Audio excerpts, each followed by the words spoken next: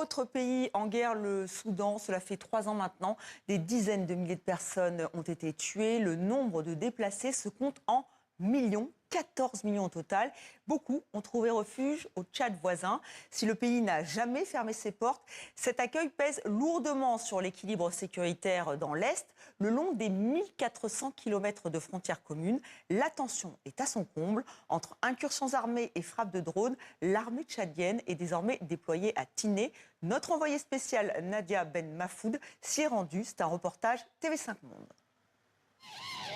C'est une frontière sous haute surveillance. Près de 4000 hommes mobilisés sur un front de 35 km entre Tiné et Bamena.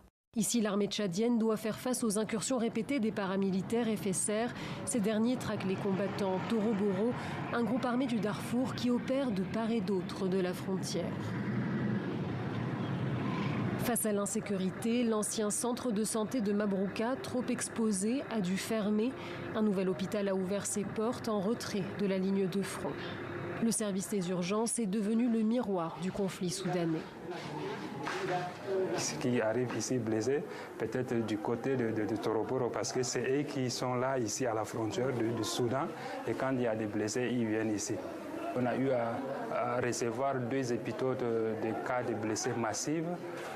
Le premier cas, c'était le cas de la guerre qui s'est passée du côté du Soudan, à Tunis-Soudan, où on a reçu dans la même journée 120 et quelques blessés. 3 ou 4 jours après, il y avait eu aussi le cas de blessés par drone du côté du Tchad, où on a eu à recevoir 10 quelques blessés de drone qui sont arrivés ici. Cette attaque de drone le 18 mars a marqué un tournant. Elle visait les funérailles de Tchadiens morts lors de combats au Soudan. Depuis, N'Djamena a verrouillé sa frontière. L'armée se dit prête à riposter. La crise est aussi humanitaire. Depuis la chute d'El Fasher en octobre dernier, des milliers de civils soudanais entrent par Tiné avant d'être installés dans des camps éloignés de la frontière. Mais ici, le processus est grippé par l'insécurité. Plus de 1700 personnes attendent, certaines depuis plusieurs mois. Les gens attendent ici depuis 3 mois. Les conditions sont difficiles. Pas de nourriture, pas d'eau, pas de vêtements, pas d'argent. Mais Dieu merci, de généreux donateurs de la région nous aident. Et puis, il y a un problème de harcèlement et de viol en dehors du site, quand on va chercher du bois ou de l'eau. Au mieux, on se fait chasser par les habitants. Au pire, on se fait harceler.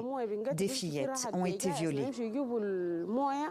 Près de 17 000 réfugiés sont installés le long de la frontière dans l'attente de recevoir de l'aide et d'être peut-être relocalisés.